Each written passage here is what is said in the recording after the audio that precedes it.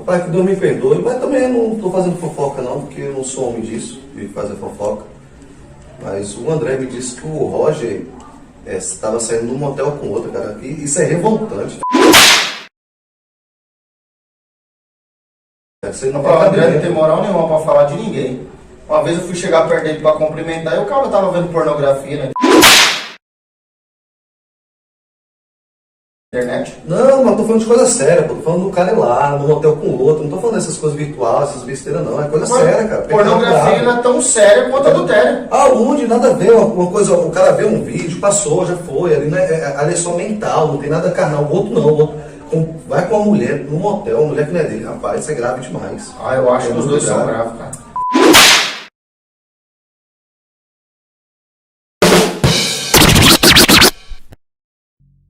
Oi, gente, estamos aqui com mais um Teologuinho. Eu me chamo Diego. Eu me chamo Sérgio, pastor da Igreja Batista em Osasco. E a gente vai falar hoje sobre a diferença dos pecados. O pecadinho e o pecadão. A pergunta que não quer calar é: existe diferença entre o pecadinho e o pecadão? E essa parece uma resposta já que a gente já vem de escola dominical, já uma resposta pronta. Ah, não tem diferença. Mas a verdade é que quando a gente começa a pensar no nosso dia, no nosso comportamento, a gente vê que a gente tende a pensar que existe uma diferença de um pecado para o outro. Isso é muito importante nós pararmos para refletir, porque nós estamos desfazendo de pessoas, classificando pessoas em determinadas situações e áreas da nossa vida espiritual, ou até mesmo dentro da nossa comunidade, onde nós congregamos, como se uma pessoa que tem uma prática pecaminosa fosse mais ou menos grave do que o outro. Por exemplo, uma pessoa que tem o hábito de fazer fofoca dentro da igreja. Nós tratamos isso como se fosse, a gente sabe que é errado, mas se alguém adulterar dentro da igreja, parece que todo mundo vê aquele cara como já dentro do inferno. É verdade. E inclusive existem uns pecados que eles são motivados pelos irmãos da igreja. Por exemplo, hoje eu já chego a ouvir termos como inveja branca. Ou vamos fazer aquela mentirinha para fazer o aniversário surpresa do fulano. Então são pecados que as pessoas sabem, mas ao mesmo tempo elas tratam como se nem fosse pecado aquilo. Então nós precisamos primeiro entender o que é o pecado. Primeira epístola de João, capítulo 2, versículo 4, diz que o pecado é transgredir contra a lei. Ou seja, ele nivela tudo que transgride a lei é pecado. Não é um ou outro, mas tudo. O livro de Tiago fala o seguinte: se você tropeçar em uma só lei, você tropeçou em todas as outras. A Bíblia relata que o livro das leis, judaicas, são 613 leis no mandamento de Deus. E Tiago está dizendo assim: se você tropeçar em um, você tropeçou em todos os outros. Não importa se é a mentira, se é ter um Deus, um outro Deus a não ser o Deus, se é a idolatria, se é o adultério, se é o derramamento de sangue. O que ele está dizendo? Se você transgride em uma lei, você tem a mesma culpa do que qualquer outra. Ou seja, se você mentiu, você está carregando a mesma culpa daquele que adulterou ou daquele que cometeu um homicídio. Exato. O que nos confunde mesmo é a consequência desse pecado. Então, pela nossa consequência, pelaquilo que ele gera, a gente tende a pensar que um pecado é menos grave que o outro. Como no exemplo que a gente deu, a pornografia e o adultério. Eles têm o mesmo peso. É interessante que Jesus já tinha feito esse comparativo, né? Jesus disse que somente no fato da gente olhar e desejar, a gente já cometeu adultério. Além desse exemplo que Jesus deu de comparar só o fato da gente olhar com adulterar sendo a mesma coisa, o próprio apóstolo João, na primeira epístola, ele compara aquele que odeia o seu irmão a um assassino. Então ele nivela o pecado realmente de um assassinato ao fato de, na nossa mente, apenas odiar uma pessoa. Ele faz com que seja o mesmo crime. A igreja tem tropeçado muito nesses últimos dias, porque nesses últimos dias nós estamos colocando algumas coisas como se fossem muito graves e estamos banalizando outra como se não fosse tão grave assim. Então nós estamos transgredindo contra a lei de Deus, nós estamos pecando contra o Senhor, e eu quero dar alguns exemplos. Hoje, um dos assuntos mais comentados nos nossos dias, que mais nós temos enfrentado dentro das igrejas, um dos assuntos, melhor dizendo, é da homossexualidade. A homossexualidade, ela é um pecado. Qual é o problema? O problema é que grande parte da igreja, ela olha para aquela pessoa que pratica a homossexualidade como se aquela pessoa já estivesse dentro do inferno. E nós precisamos entender que o problema da homossexualidade é a homossexualidade. E o problema dela, a nível de pecado, é o mesmo da pessoa que mente. Então, se você tem o costume de mentir, seja uma mentira besta, aquela mentira que quando alguém liga na sua casa, você diz assim, fala que eu não tô. Isso é uma mentira. E a nível de Deus e da palavra de Deus, o seu pecado, ele é tão sério a nível do mundo espiritual daquele que pratica a homossexualidade. Então o nosso problema é transgredir contra a lei de Deus, e o maior motivo é porque todo pecado ele gera uma consequência, e é sobre isso que nós queremos falar com vocês. A palavra de Deus diz que o salário do pecado é a morte, está em Romanos capítulo 6. O salário do pecado é a morte, ou seja, quando nós pecamos, quando a Bíblia fala de morte, a Bíblia fala de separação, ou seja, quando nós pecamos, nós somos separados de Deus. O pecado nos afasta de Deus, seja ele uma mentira, seja ele a homossexualidade, seja ele a pornografia, seja ele o adultério. Então nós precisamos entender que no mundo espiritual, todo pecado, qualquer pecado, tudo aquilo que transgride contra a lei de Deus, ele vai gerar a mesma consequência. Qual é? A morte espiritual, o afastamento de Deus. Já no mundo físico, alguns pecados não geram tantas consequências, como outros pecados vão gerar algumas consequências. Por exemplo, hoje a prática da homossexualidade, qual é a consequência que ela tem no meio das pessoas? Não tem uma consequência. Talvez um ou outro vai dizer, isso é feio, isso é uma vergonha, mas isso não é uma consequência, porque existem muitas pessoas e muitas classes levantando a bandeira como se isso fosse um motivo de orgulho. Se você mente, a diferença é que as pessoas vão começar a olhar para você e vão dar descrédito naquilo que você está falando. Se você adultera, você vai ser conhecido como um imoral. E é mais ou menos isso que eu estou querendo dizer a respeito de consequência. Exato. E existem aqueles crimes mais graves que vão te levar para cadeia, que pode gerar acesso à morte física também. Mas uma coisa que a gente precisa deixar claro, todo pecado ele vai ter seu salário no final das contas. Então você vai pecando, ainda que a sociedade não saiba, ainda que você não existe uma punição aqui, você vai receber esse salário. Então é duas formas, alguém vai pagar essa conta. Ou você paga essa conta morrendo espiritualmente, ou Jesus paga essa conta por você, quando você se arrepender do seu pecado. Então alguém paga essa conta no final das contas. Né? Aqueles que se arrependem, aqueles que são redimidos por Deus, aqueles que mudam da sua condição, tem essa dívida paga. Alguém pagou esse salário com sangue, que no caso foi Jesus Cristo. Ou não, se você continua com essa vida, não se arrepende, continua nessa prática, ainda que aqui ninguém saiba, ninguém descubra, ainda que você faça esse pecado com uma pornografia, escondido anos, e ninguém saiba, no final das contas você vai receber a conta desse salário, que seria a morte espiritual, como qualquer outro. Pensa assim comigo, existe uma... Vamos supor, seu pai vai no mercado e deixa um doce pago para você. O doce já está pago. Só que a ordem do seu pai é o seguinte, você só pode pegar esse doce depois que você concluir a sua tarefa da escola. O que Jesus está dizendo é assim, a morte de Jesus foi para cobrir todos os pecados. Mas para que isso aconteça, existe uma lei de Deus. Qual que é? Aquele que confessa o seu pecado e o deixa, alcança a misericórdia. Então, para que você receba essa graça, para que você viva essa graça, para que você receba o perdão dos pecados, existe uma ordem direta de Deus. Qual é? O abandono e o arrependimento. Arrependimento é metanoia, é mudança de mentalidade, é um giro de 360 graus. Onde eu estava de frente para você, agora eu vou ficar de costa para você. Ou seja, eu mudei de vida. Então isso é muito importante, porque é mais ou menos isso que nós estamos vivendo hoje. Hoje nós estamos vivendo num tempo onde as pessoas estão pecando voluntariamente dentro da igreja. E olha que coisa interessante, porque Hebreus capítulo 10, versículo 26, diz assim, ó: se pecamos voluntariamente, já não resta sacrifício pelo nosso pecado.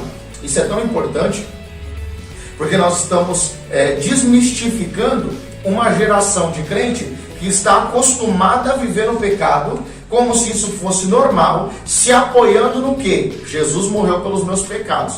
E nesse dia, nós queremos trazer um recado muito especial para você. É necessário que você se arrependa, porque senão você vai para o inferno.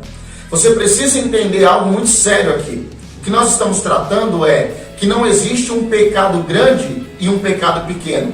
Não estamos falando a nível de dor, nós não estamos falando a nível de prejuízo emocional na vida daquele que sofreu. Por exemplo, é difícil para alguém que sofreu um estupro ouvir a gente falando isso e falar: caramba, então quer dizer, o cara que mentiu, diante de Deus ele tem o mesmo peso que um estuprador? Mas na verdade diante de Deus, ambos estão afastados de Deus, ambos podem ir para o inferno, ambos estão morrendo espiritualmente. A questão é que a consequência aqui, ela vai gerar uma outra consequência, mas diante de Deus, os dois estão cometendo um erro gravíssimo.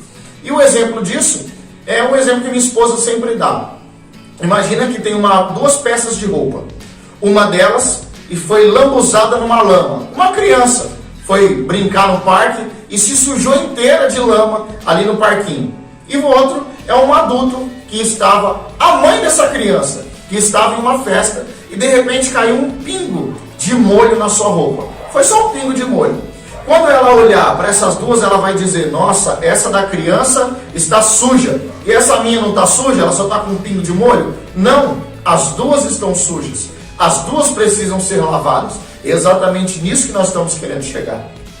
E assim, a gente observa, por exemplo, os 10 mandamentos, aquela lista de pecados que Deus critica ali, e outros pecados ele não cita, mas a verdade é que aqueles pecados são vários embutidos. Por exemplo, o assassinato, ele começa na ira, no ódio, no rancor, na raiva, até ele se tornar uma atitude. Então são vários pecados que a pessoa comete. O adultério também do mesmo jeito, começa com a cobiça, aí a pessoa vai alimentando aquilo, depois se torna, ela se oferece, ela vai se expondo até conseguir conquistar outra pessoa e cometer esse pecado. Então são sempre uma sequência de pecados. Quem rouba o próximo, rouba porque sentiu inveja de uma coisa que o próximo tem e que você não tem. Então são vários pecados acumulados, onde a gente vê, em momento algum a gente nivela 100% as coisas, né? Como o pastor disse, existe a consequência, existe o pecado, mas a verdade é que todos levam o mesmo destino, a separação de Deus, e essa é a pior consequência que alguém pode ter. O que nós queremos dizer é assim: não existe pecadinho e pecadão, existe pecado. O que vai mudar é a consequência daquilo que nós praticamos. Diante de Deus, como eu já disse, é o mesmo. O salário do pecado é a morte, Romanos capítulo 6.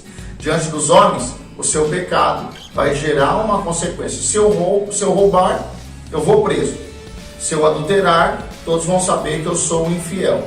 Se eu mentir, eu não vou ter credibilidade quando eu falar alguma coisa. Se eu compro e não pago, meu nome suja e eu nunca vou conseguir crédito, porque as pessoas não vão confiar em mim.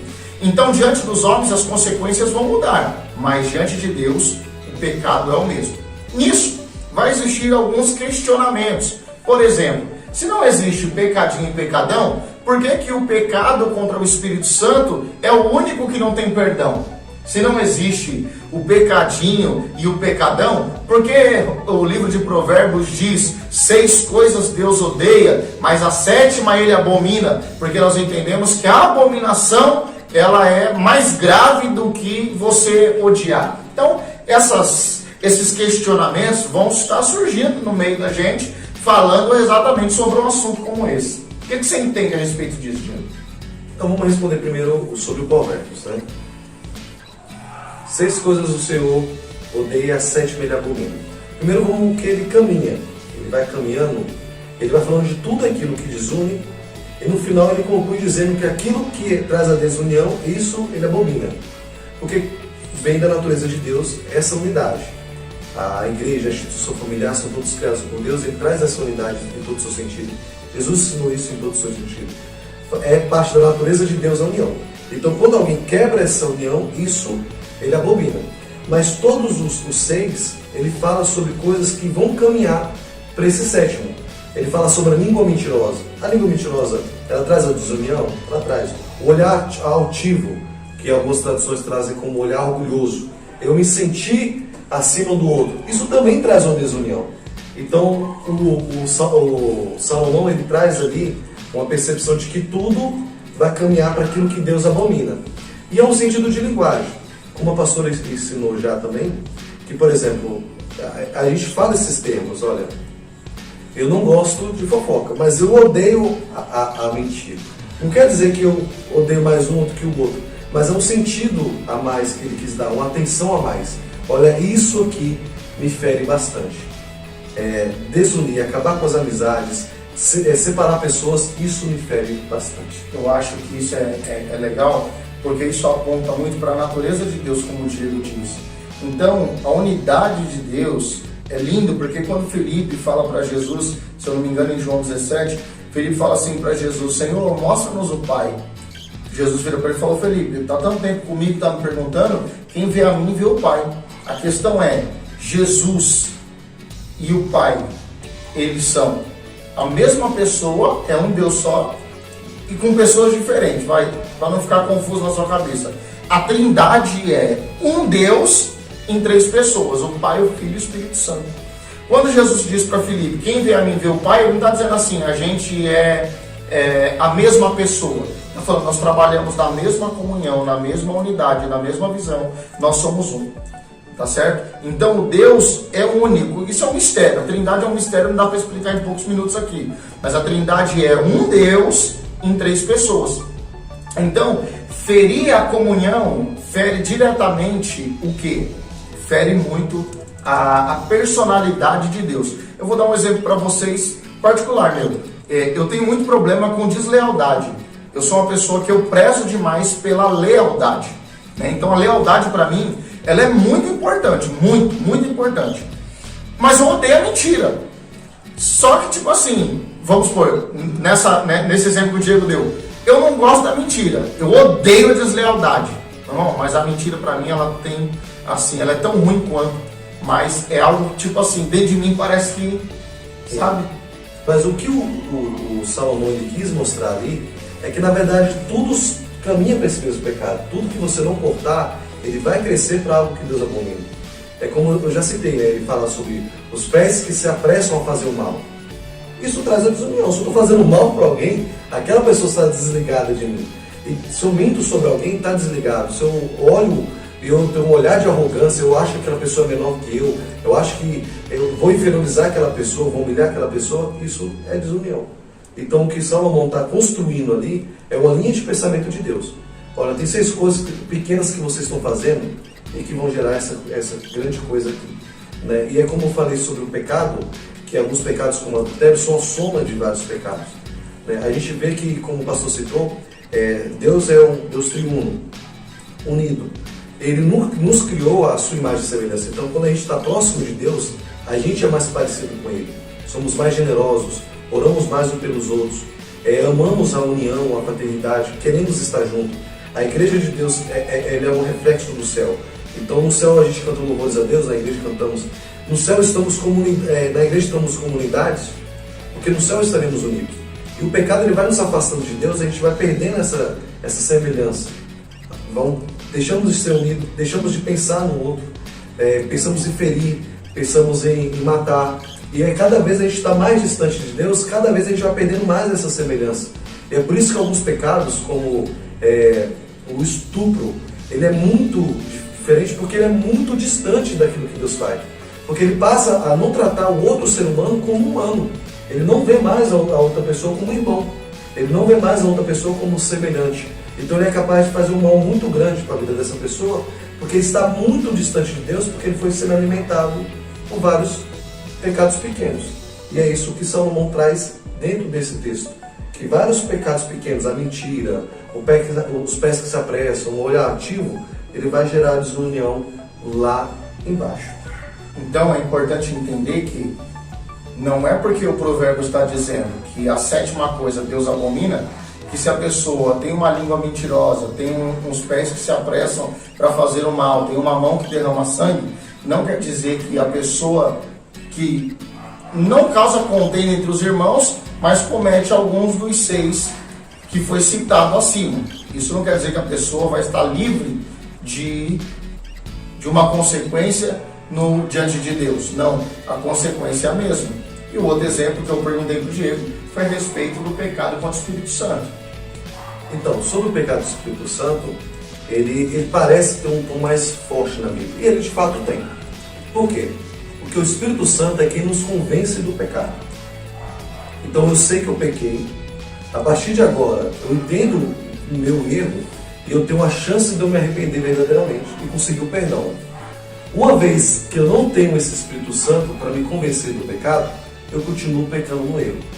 Não adquiro perdão e, portanto, a minha única forma de pagamento, aquilo que eu vou receber depois de uma vida de pecado, vai ser a morte. E o problema que diz que o pecado contra o Espírito Santo não tem perdão, é por causa disso que o Diego disse. É porque o único que convence o homem do pecado é o Espírito Santo. Se você rompe a comunhão com ele, quem vai te alertar? É mais ou menos assim. É como se você tem um pai dentro de casa e o pai vai te dar uns princípios básicos. Olha, a sua palavra tem que ser uma só. Você não pode mentir. Você, se der a tua palavra, você vai honrar ela, porque isso faz parte do seu caráter. Se você não tem alguém que te dá essa direção, como que vai ser a sua vida? Você vai ter que aprender na raça. E até então você vai cometer muitos erros. Mas com o Espírito Santo é diferente, porque ele é o único que nos convence do pecado. Se nós não tivermos o Espírito, jamais vamos ter consciência do que é o pecado, do que é o erro. E aí a nossa vida vai degringolar de uma forma estrondosa. Um exemplo que eu costumo dar é o exemplo das roupas, né? Imagine que você está com a roupa preta. É muito difícil você detectar qualquer uma formiguinha que esteja subindo ali, uma manchinha, se a sua roupa é de cor escura. Você não vai conseguir perceber. Porém, quanto mais clara a sua roupa, mais evidente fica a sujeira nela. É por isso que quando a gente fala no cenário fora da igreja, por exemplo, a homossexualidade ela não é vista como pecado. Mas isso já mostra o quão pecaminosa já está a sociedade em volta daquilo. Eles são incapazes de ver que aquilo está ferindo o coração de Deus, incapazes de reconhecer aquilo como um erro. Então são tão incapazes de ver isso que eles fazem isso a céu aberto, então cada vez mais querendo que as pessoas entendam que aquilo ali é normal mesmo sendo pecado. Mas isso é a falta de consciência e a falta de liberdade que o Espírito Santo tem de convencer elas desse erro. E talvez crie algumas perguntas nas pessoas que estão ouvindo. Por exemplo, o que é o pecado contra o Espírito Santo? É você atribuir ao diabo aquilo que é de Deus, né? Então, qual o contexto do versículo? Jesus expulsa um demônio e eles falam assim, eles expulsam pelo nome de Beelzebul. Jesus vai tratar ali sobre a casa dividida, logo em seguida ele fala, se o diabo expulsa o diabo, que força tem seu reino? Aí ele fala, mas aquele que o pecado contra o Pai e contra o Filho tem perdão, contra o Espírito não. Então o contexto está dizendo, se você atribui ao diabo aquilo que é de Deus, então você está pecando contra o Espírito Santo. Pastor, mas como que eu vou saber um negócio desse? Me dá um exemplo. É muito claro. Você precisa ter muito cuidado com aquilo que você apresenta no seu julgamento. Por exemplo, hoje existem muitos charlatões na nossa geração. Muito falso profeta, muito. Então é profecia mentirosa, é camarada tentando ganhar dinheiro, é camarada malandro.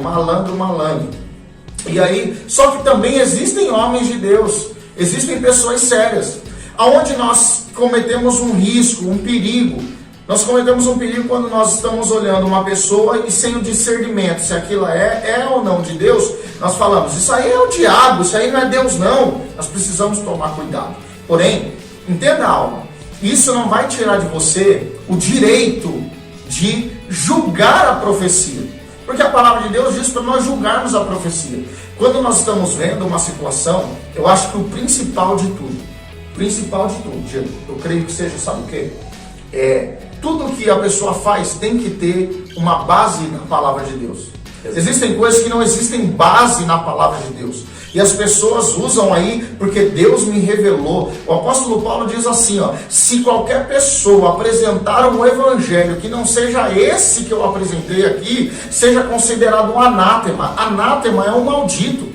Então quem está dizendo isso é o próprio apóstolo Paulo. Então isso eu não estou tirando de você a coragem de identificar se aquilo é ou não de Deus. O que eu estou querendo te desafiar é para que você busque a intimidade com o Senhor, para que você não corra o risco de falar que não é de Deus aquilo que é. Porque nós temos a habilidade de falar muito do que pouco entendemos. Então o problema é que hoje nós somos doutor e mestre de coisas que nós não entendemos. Então hoje a gente não saiu do fundamental espiritual e já estamos querendo ter o doutorado na mão. Então nós precisamos compreender algo. O que eu estou querendo dizer não é apoiar o falso profeta.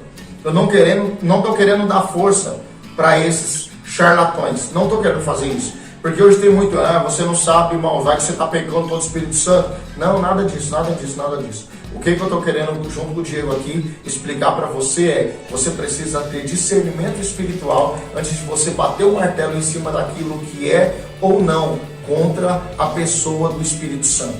Consegui ser claro?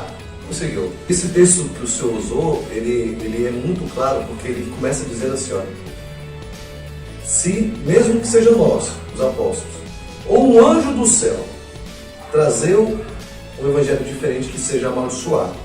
Então, assim, há pessoas que elas se colocam como grandes autoridades espirituais, se identificam como apóstolos, ou até mais do que isso, trazendo visões e revelações, e elas prendem você nisso, de modo como se ela recebesse algo que nem na Bíblia está, algo exclusivamente para aquela pessoa. Então, nesse caso, você pode sim rebater: olha, eu queria que você me mostrasse onde está escrito, eu queria entender melhor isso, porque aqui na Bíblia não é clara nisso. E um outro jeito de você separar o falso profeta do não está em você mesmo. Como assim em você mesmo? O que você procura ao ir para uma igreja? O que você procura naquela igreja? Você está procurando entregar a sua vida a Cristo, entregar uma adoração no culto, ou você está procurando ali alguém que te fala sobre prosperidade? O que você está procurando naquela igreja? Porque se você procura uma igreja que te fala sobre prosperidade, a chance de você achar um falso profeta ali é muito grande, certo? Na Bíblia, a gente fala de falso profeta, a gente não está acusando ninguém de modo geral. Mas, por exemplo, o Novo Testamento inteiro, todos os livros do Novo Testamento, eles falam sobre falsos profetas em algum momento. Ele pede para que a gente rebata, para que a gente desmascare esses falsos profetas. Então é importante a gente falar disso aqui sim. E é importante você entender o que você procura na igreja. Pode definir. Esse vídeo todo a gente fez para mostrar que diante de Deus, a consequência para todo o pecado é a mesma: é estar separado dele. E no final das contas isso é a morte espiritual. E uma coisa que eu queria frisar para você que está ouvindo, que talvez você tenha um pecado praticamente de estimação, sabe aquele pecado que você nem sente mais que está cometendo, e que agora durante o vídeo você foi tocado alguma coisa pelo Espírito Santo, faça oração. Se você não consegue largar esse pecado, você está viciado em pornografia, você não consegue parar de mentir ou qualquer outro tipo, existe uma mágoa grande de algumas pessoas que isso também é um pecado e não consegue, eu convido você a orar e pedir ajuda. Peça ajuda, porque esse companheirismo, Tiago, ele fala para a gente confessar também um pecado um para o outro. Ele não está falando sobre você ir lá no pare de falar. Ele está falando sobre o momento em que eu não consigo, sozinho, abandonar esse pecado, que é um vício, que é algo que está enraizado dentro de mim. É uma hora que toda vez que eu estou no cotidiano eu tenho essa dificuldade. Procure alguém espiritualmente capaz de te ajudar nisso, nessa caminhada. Tenha maturidade para escolher essas pessoas e ore para que Deus te ajude a abandonar esse pecado, para que você não tenha mais nenhum tipo de pecado de estimação ou nada que te afaste da presença de Deus. É isso aí, pessoal. Entenda nesse vídeo, não existe um pecadinho ou um pecadão, mas todo pecado vai gerar uma consequência aqui na terra e diante de Deus, todos eles te afastam do Senhor. Deus abençoe a sua vida, espero que vocês tenham gostado e queremos pedir para você, se inscreva no nosso canal, ative o sininho e fique aí acompanhando, porque toda semana nós estaremos lançando novidades bíblicas para a sua vida. Outra coisa que eu gostaria de pedir, deixe nos comentários um assunto que você gostaria que fosse abordado e nós vamos estar sempre aí buscando responder todas as dúvidas dos irmãos. Deus abençoe vocês em nome de Jesus. Até a próxima.